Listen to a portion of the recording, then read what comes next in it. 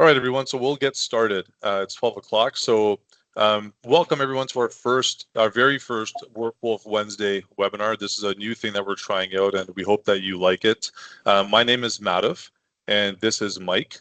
And today we're really excited to talk to you about Packfinder and how it can help you make better hiring decisions with less time and less effort. To go through the agenda for today, what we're going to cover. We'll talk about the Packfinder, like what it is and what it means and why it matters. We'll also talk to you about benchmarks and how to use them effectively. We'll talk about interpreting candidate results. We'll go through some practical tips, and then we'll open it up for a Q&A. What we also just talked about is like if you do have questions, feel free to add them throughout the webinar. Like we don't need to save them until the end. You can just add them, and we'll address them as we go. And Mike will help facilitate that process. Just think that'll be a bit better. This is our first one. We're going to be open to taking your feedback to see what you think of the webinar format. If you like it, if there's other things that you want to learn more about, feel free to reach out to us and let us know. The goal is to just make you way more self-sufficient, to educate you a lot more on the tools that are available to you. So let's get started. So simply put, the Packfinder is a personality assessment tool. It's designed specifically for hiring. It helps you evaluate candidates based on traits that predict how they'll perform in specific roles. So what it does is it'll measure 18 different personality traits for an individual that relates directly to job performance. It's quick for candidates to complete, and it'll provide you with clear, actionable items for your hiring decisions. Overall, what the benefits are, it's pretty clear. Like number one, you'll save time by quickly identifying your strongest candidates based upon their personality types. You'll reduce your hiring costs by making better decisions the first time. You'll also improve overall team performance by selecting candidates with traits that predict success. And most importantly, you'll make more confident, data-backed hiring decisions. Just think of it as having like a hiring expert at your fingertips that'll provide you with objective insights about each candidate. So first thing that we'll do, Mike, let's go through the candidate experience demo. So we just wanted to share with you what a candidate sees when they're taking the assessment. So remember, like what'll happen is you created your job description, maybe you've marked it as enhanced, and now it's been connected to different job boards. Maybe it's on your careers page, maybe you have a recruitment team that's helping you out. There could be a variety of different funnels that you have. But what'll happen is the candidate will see the job description, they like it, they're going to click apply. What'll happen is after they apply to that role, within an hour, they'll get an email that says, hey, thanks for applying to ABC Company. As a next step, please complete the Packfinder personality assessment. When they get that email and they open it up, here's what it will look like, right? So as you can see, it's clean, simple, user-friendly. Candidates will typically finish this in anywhere from 10 to 12 minutes, and that minimizes your dropout rate while it still collects a lot of comprehensive data. Mike, anything that you want to add there? Nope. Yeah. We've tried to minimize the friction points on this so they don't need to actually have to log in or anything. The link that is provided in the email takes them directly to here and secure where they can just start taking the assessment. And what that looks like is essentially it's a series of questions like this. There's 172 questions where there's a statement, and then basically they just have to say if they strongly agree or strongly disagree or anywhere in between. And I think that's one thing I just wanted to add there is like sometimes some of the questions that we get asked is, well, what if people just, tell you what you want to hear, right? And like you'll kind of see like that the questions are kind of worded in such a way where you can't really gamify them. But even if you do, when we'll show you a completed Packfinder later or a completed profile, we'll show you how to look for those different scores because we do have a tool that will give you some insights on if it looks as if a candidate is maybe trying to tell you what you want, what they think that you might want to hear. So let's look at an example of a completed Packfinder, Mike. So here's a completed Packfinder. This guy, I love him. It's myself. So here are my results. I just want to share with you what it looks like when a candidate will actually see the results or what you see, right? So you can look at these different personality traits and you can see how they're scored. So here you can see that for certain areas, like I'm in the green, but for other areas, I'm in the red. And that's okay, right? So for example, here you look at like attention to detail, for example, I'm a 2 out of 10, right? And it makes sense if you put me in front of like an Excel sheet and say, hey, Madhav, deal with this, that's my nightmare. So it doesn't necessarily mean that I'm not a strong candidate. What it means is, although I don't have strong attention to detail, I come from a sales background or a sales leadership role. I'm a great fit for that. We're in sales, for example, attention to detail is important, but it might not be critical to success, right? So sometimes we get like, oh, just because if it's low, does it mean that it's a negative or it's high? So we just want to explain where that fits in. So Mike, anything that you just want to add there? No, just I guess overall there's 18 traits overall, all organized into these factors. So agreeableness, conscientiousness, emotional stability. So those are kind of like the categories that these traits come in. And yeah, like Matt have said, it'd be great if everyone scored a 10 on everything, but that's just not how some people are hardwired. And so when you're creating benchmarks is what Madhav is going to transition into. You basically want to pick and choose which of these traits are important to success in a role. So, like Madhav said, attention to detail clearly doesn't impact his success and performance in sales. He's a great salesperson, he's an entrepreneur. He doesn't really need to be very detail oriented to thrive in that environment. So, it's not something that you would be putting on a benchmark when you're looking for a salesperson. Cool. And we've got Mike, I just saw a question has come in, and the question says, if someone has a score of say 10, it says that they're always a fit, but in some cases we would want people that are at the average or below, not above. How do we deal with this? So it looks like that comes more into actual benchmark fit. Mhm. Right. We'll identify that for you next. Jonathan thinks that that's a good segue because it'll all depend on how they fit into the benchmark that you've created. So now that we've looked at what the candidate sees, and then we've also looked at what the Packfinder results actually show. So now we should talk about benchmarks, and which are really the key to getting the most from the Packfinder. So a benchmark is essentially your ideal candidate profile for a specific position. So it defines which traits matter the most for success in the role and how important each trait is. Like for example, if it's customer service, maybe you're gonna prioritize things like empathy and cooperation. Maybe a leadership role is more like achievement orientation and initiative. So example, um, like in Jonathan's question as an example, trying to find out like what percentage are you looking for, or if you want them, what you're going to do is we'll create that benchmark, and then you'll see how a person scores towards it. So in this example here, we'll go into creating it for a second. You can see here, we're going to focus on benchmarks today, but Mike, just go back a sec. Yep. I just want to show, so this will be, you can see for this specific role as an account executive, this is a sales role that we're hiring for internally. And you can see here that there's two different evaluation areas. One of them is benchmarks. Another one we'll talk about in our next webinar, which is the resume screening. But you can see here for candidate evaluation, I put a 70% focus on personality, because for me, and this is a decision that you can make as a hiring manager, where it's like I want to put more of a focus on the personality for this specific role.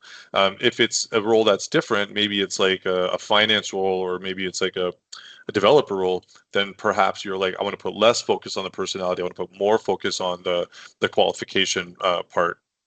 So let's go into the benchmarks. So let's go to the benchmark creation. So there's essentially two ways to create benchmarks in the Packfinder. The first way is using a predefined benchmark, which are basically like automatic suggestions based upon the job description. So those benchmarks come from extensive occupational data, U.S. Department of Labor, and just dozens of HR experts. And the second one is colleague-based benchmarks, and that one uses the assessment results of your existing team members. So in that one, for example, both of them are powerful in their own respects, but for the colleagues, this is particularly powerful because it lets you identify what makes your top performer successful in your specific environment. So like for the colleagues one, let's say I have a team of 30 people, and of my 30 people, from my sales team is 15 people. And from those 15, like let's say I have 5 just absolute superstars. And I'm like, if I can just have more people like these individuals, I know that my results would be amazing. So that's where the colleagues one will come in. So we'll go into that in a second. So let's look at the Workwolf benchmarks first, Mike. So looking at this one, what will happen is based upon your job description, it's going to give you a recommendation here, right? So it'll use some predictive AI to most closely match up to your job description, but you can also pick and choose if there's other ones. And now I can see here, like for example, on the recommended one, I can see what are my crucials, what are my high, what are the things that when I'm ranking individuals, what are the things that we're looking for? Mike, anything that you just want to add there?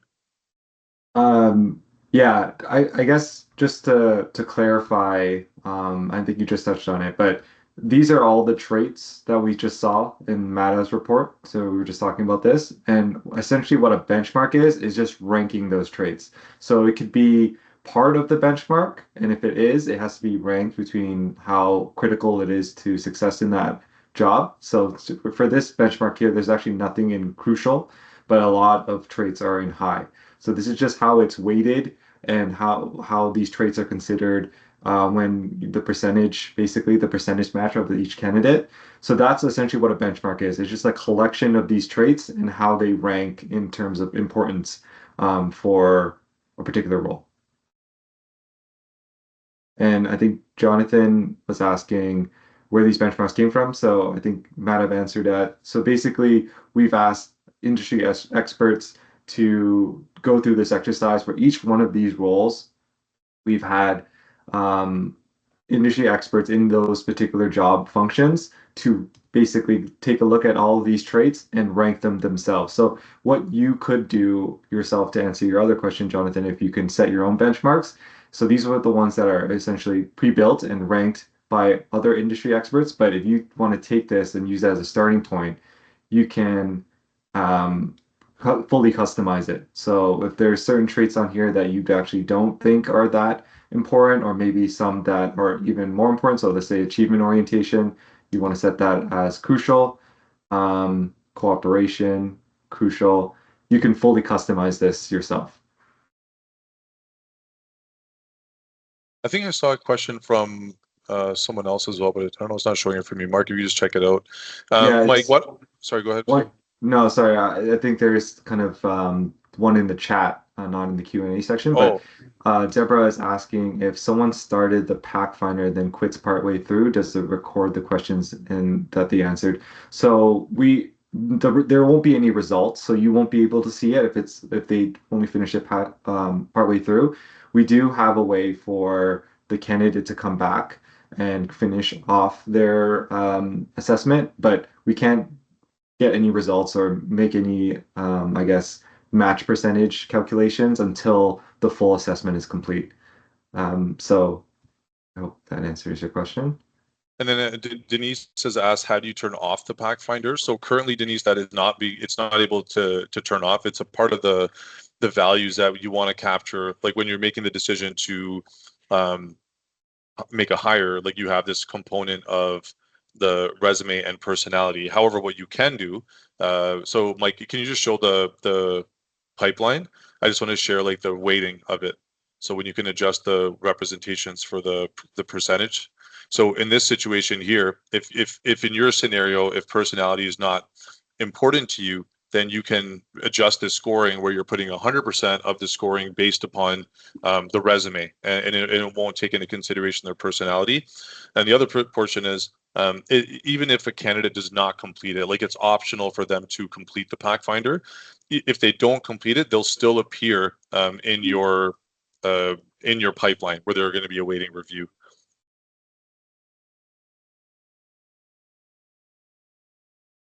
So Mike, let's just go back into the benchmark again, because I think just what would help with Jonathan's question is just showing the customizable, like the colleagues version as well.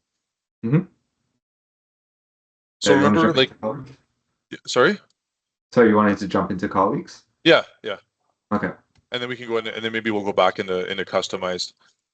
So for this version, remember this one is kind of aligning from Jonathan, if you're asking, like, maybe you want to create your own or using some existing data. So in this scenario, what happens is you can actually pick and choose. For example, like let's say that you've got your colleagues list, right? And at the beginning of onboarding within your organization or your colleagues or anybody that you know, you'll say, "Hey, everyone, please take 10 minutes to complete this personality assessment." Um, you'll then see them on this list. Then what will happen is you're going to have the ability to select who do you consider to be top performers. And these are the ones that if you're like, hey, like, if I could hire more people just like this is what my, that would be awesome. And we're just selecting random names here. So then if you were to, then equally, what you've got to do is maybe select some underperformers. And this could be people that maybe you wouldn't necessarily bring on again in your organization, or you've found that maybe they were great for one role, but not necessarily performing in another specific role. The more data we have here, the stronger it is. Like the more people that you have, the better it is. What this is going to do now is it uses some really exciting tech where it's going to find out what are the commonalities between the top performers, but then also what separates them from the underperformers. So what that'll do is now if we just, and what that's going to do is give us like what's indicative of performance. So just hit generate, Mike. Yep. So now what'll happen is like for this specific benchmark, you can see here, like this was like just as an example for the sales role, what it's showing me here are what are the traits that are crucial, what are the traits that are high, medium, and low. So what's cool about this is like the longer you go, like the more data that you get, like as the year goes on, and the more people that you interview and the more people that you have in your team, this will get even more, it'll get even stronger. Just how powerful that is, right? Like you're going to add more people to underperformer, maybe someone who wasn't underperformer is now a top performer or vice versa. And this becomes even more powerful. So now when you're evaluating candidates, it's against your own data in your own environment. So that's the, both of them are good, like the predefined one and the customized one, but that's the benefit of the colleagues is that it's using your own data.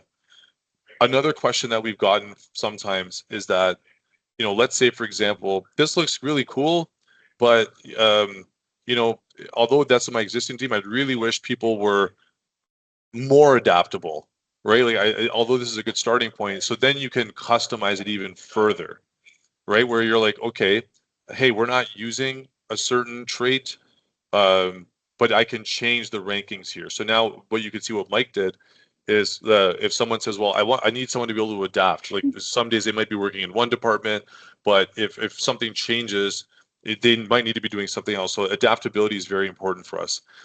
So now like you used your existing colleagues as a starting point, but then what you did is you've also added some customization based upon your unique requirements. Mike, why don't you just hit apply? Let's just see what that does there. So now that we've done that, like we've set up our benchmark, and we've said that it's a 70% weighting. Now you can see we're not showing all the data. You can see like where it says all. You can see there's 1,000 candidates there. Simply, this is just an evergreen posting for us. So we always have it up, but we're showing you our own company data under 2 hires. So for example, if you click on Yoav there, we just want to show what a completed profile looks like. So now I can see here, we're going to focus on this portion. We can see that Yoav's personality fit was a 95% fit towards the personality that we were looking for. He spent 18 minutes completing it, and there's also a candidness score. So the candidness score, Jonathan, it kind of relates. I know that you just mentioned it's hard to get across what you're asking, and that we're going to take that feedback for next time, because maybe we'll leave it be open format where you can actually speak to us. I don't know, Mark, if you can even make that happen now. But so here you can see like the candidness score is showing that um, they're very honest. It's kind of like a lie detector, right? It's showing like this person is really honest and open. It just kind of helps guide you a little bit more, right? That says like, hey, maybe if this person was like a 20%, it just says, okay, maybe you got to interview them a bit harder, maybe focus a bit more. Mike, anything to add there? Yeah, I was just gonna say I'll probably give a perfect example. So there's questions littered across the assessment that don't contribute directly to the traits, but are put in there to almost test out and score their candidness. And what that means is like how much they're trying to impress you. And that's natural. It's fine if it's a low score. That's normal because, you know, someone who's applying to a job, they want to make the best impression to a potential employer. So just to give you an example, going back to the assessment that the candidate takes, this is actually a question that is part of that candidate score. I don't have any bad habits. Everyone has some bad habits, whether you know whether you agree or not. So something like this, and they hit strongly agree, they're clearly trying to make a good impression on you, and this will basically negatively impact their candidate scores just because it's not really candid. They're not being honest. They're trying to impress you. So that's kind of what, to give you a perfect example of how this score is calculated. It's from those type of questions. And Mike, so now when we're looking at like there's a couple things I want to talk about here. Well, we got some few minutes left. Is you Yeah. see the achievement orientation. So here, we see that the average is about 4, and Yoav here scored a 10. So what does that mean? Yeah, so the average population, anyone that's ever taken the Packfinder assessment, so several thousand now, um, this is the average score in achievement orientation. It's usually hovering around a 4. So you can just this gives you a good idea of how much, like I guess what percentile this candidate has scored in, comparatively to the average population. Yeah, sounds good. So they're so in this situation, Yoav would be a 95% fit towards the benchmark, and then just for awareness, you can see how he scores against the average. Yeah. Awesome. And just I wanted to point out one feature here is the compare score, the compare feature. So let's say like you're getting down the path of wanting to hire, and you say, okay, well, how does Yoav compare to my other team members or other candidates? Maybe you're evaluating a couple of people, and you're like, okay, well, we got to make the decision between these people. I can see here, for example, how does Yoav compare to Madhav? I would love if I had 5 more Madhavs. So you can see what the differences are, right? Like you can see like down there he's a lot more empathetic than I am. His attention to detail was a lot higher. So again, just like this is not comparing me to the benchmark. It's just comparing me to this candidate. It's pretty powerful. This is something that we use all the time, and a lot of our customers do. Or we have another. Anyway, so you can just see it's another really just exciting feature that you could take advantage of. Mike, anything that you wanted to add there? No, no. Cool. So Mark just has a question, and then there's a couple more. So Mark says, "How does the candidate works?" We have had people compete in 1 minute and get 75% candidate. So it looks like that's probably an error because I don't think anybody would be able to do it in a minute. So that must be something. Mark, we'll probably check it out and get back to you. But do you think that's best? Yeah. I think we did find an issue with the time spent calculation. If they are under a certain threshold, it doesn't get calculated correctly. So we can correct them retroactively. So Mark, I'll reach out to you once that's corrected on your end. Thanks for bringing that up, Mark. Okay, Daryl. Hey, Daryl. Daryl has a question. Just asking, is there a way to set the benchmark average score determined by the average of what my employees have scored versus what other candidates have scored? This will enable us to score. This will enable us to compare the candidate against his skills approach. Yeah, for sure. So this is going to be the colleague benchmark creation. So Mike, want to just go back to that? No, yeah, I think that's separate though. I think what Daryl is asking for is like the results here in the average. This is for like I guess everyone that's ever taken the Pathfinder, but maybe I think I guess what I'm interpreting is Daryl wants to change this to just see the average of just his company and his employees, maybe the average is higher or lower, and Right. maybe the overall population, this brings down the average, and actually everyone in his company scores a bit higher. Mm. That's some good feedback. We can definitely add that in. But maybe for now, Daryl, just as like a placeholder, you can use the compare feature, right? So if you click on, like if you just like in the interim, if you click on compare, you can just add all your team members. Is there a maximum? I think there might be. No, I don't think so right now. You can Okay. add as many as you can. And to help you out, you can add labels to your colleagues. So let's say you wanted to just focus on sales, your sales team. Um, you can just add everybody on here. So that's a good way to do that for now, Daryl. Um, So we've gone through creating benchmarks. We've talked about now interpreting results. Um, we've talked about the low, medium, and high. I just wanted to go through again a couple of. I'll try to wrap this up quick so we can leave it up for some more questions. So some practical tips to get the most from the Packfinder. First, again, it's good to use this as a filtering tool, right? So the benefit here is it allows you to focus your time and efforts on the strongest candidates.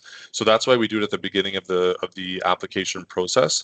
So again, maybe if you get 50 people that apply, and you've set up your pipeline very well with both the resume portion, which we'll cover next time, and the personality portion, maybe of the 50 people that apply, there are 8 of them that are a strong fit. Maybe they're 80% or 90% and above.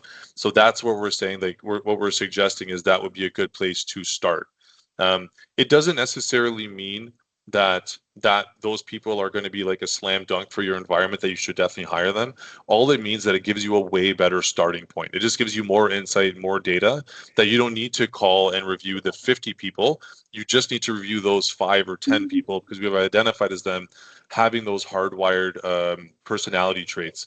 You might find that in through your interview process, you might find some red flags and say, hey, this candidate's not for me, of course, but it just gives you a lot more data. I think that Mike, any other thing that you wanted to add just from a tips perspective? um, no, I think you covered it all. Awesome. So I just want to, as we have a few minutes left, are there any other questions that anybody wants to add in the Q&A or the chat function? So okay, I just while we still have everybody on, I just wanted to mention, like, as you're creating your pipeline, what you really want to focus on at the very beginning is making sure that it's set up correctly and the best that it could be. Whether you're looking at things like the title of the job the job description, setting up your benchmark, that will really set you up for success when you're identifying and looking at your candidate flow. The whole goal is to just give you a way better starting point. So I think that's all we've got for today because we wanted to be really Sorry, committed Madhav. to. Just Yep. wanted just to add before we drop off. I did one last tip that I do want to include that's important to know is that everything that's in the candidate evaluation tools can be changed, manipulated, and changed after the fact. It doesn't affect anyone in your candidate pool. So you can always play around with this. You can make updates like we just did now on this live pipeline. The scores will be recalculated, but the candidate doesn't see it. It's everything that you see. So you can change smart resume screening criteria. You can change benchmarks. It gets recalculated, and you can do this on the fly. So you can make these corrections. Don't be scared to do it and play around with it. Find what works for you. And yeah, this is something that should be dynamic and constantly changing based on what you see. And also we have great customer success representatives that will help you along the way. If you have any questions or are unsure about anything, definitely reach out to any one of us. Actually, we can help you set up your pipelines. Yeah. And a good segue, Mike, what I wanted to wrap up with. If you need support, we are here to help you. You can reach out to us anytime. If you just click on the chat box below, like on the portal. So Mike, just click on that thing. I just want to show you, we do have a function here. Right? So you can start a conversation. You can, and again, we do read this. It'll connect you to someone, and if you don't get back right away, we'll get back to you pretty quickly. But again, we want to help you, so reach out to us anytime, and we're going to continue to do more sessions like this. If you have any feedback, we'll definitely definitely be sure to cover them in future sessions. So at the 12:30 mark, if anybody needs to drop out, obviously feel free. I just want to, if there's others that just want to stick around and ask some more questions, we can do that, because I saw that Jonathan just has one more question, so let's do that. But for everybody that that joined us, just want to thank you for your time today, and please again reach out anytime if you need anything else. Jonathan, just looking at your question, so we have found that on some categories, a score of 2 or 3 is the average, but our rock stars are in that role. But when we get results, it shows the higher results first, when we don't want 9s or 10s in that role.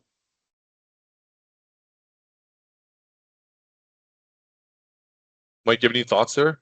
We found that some categories on a score of 2 to 3 is average of our rock stars in that role. When we get the results of the higher first one, yeah, so I think for that would be an indicator that those traits aren't really contributing to performance in the role. So if you're saying your top performers are scoring 2 and 3, then that's probably a signal that those aren't really, that shouldn't be really considered, I guess, in your benchmark, because someone can score a 2, someone can score a 10, but they could both be great performers in this role. So basically what you want to prioritize are just those traits that really define who would be a successful candidate or a successful employee in that position. Jonathan said that there are key traits that they all share. They all share. I don't think I quite understand. I guess are you saying that all your top performers seem to be scoring low on these traits, and you want to make that a criteria to what you're looking for? Wait a second. I'm going to see if I can allow Jonathan to speak. I wonder if I can do that. Jonathan, I'm going to try to do that if you're okay with it. Where is? If not, I think we could book another session just Okay. with Jonathan, because this is good feedback. And I think we want to get, clarify these things. Yeah. Yeah, let's do that, Jonathan. I'm just going to put my here. I'm just going to write my email address here, and if just shoot me a note, and I'll send you our booking link so that we can go through this with you in detail. But really good questions, Jonathan. I appreciate it, and to everybody else too. This is it's great. We're going to continue doing this. Please continue to give us your feedback and suggestions, and stay tuned for the next session. Thanks so much, everyone. Thanks, everyone. See ya. Take care.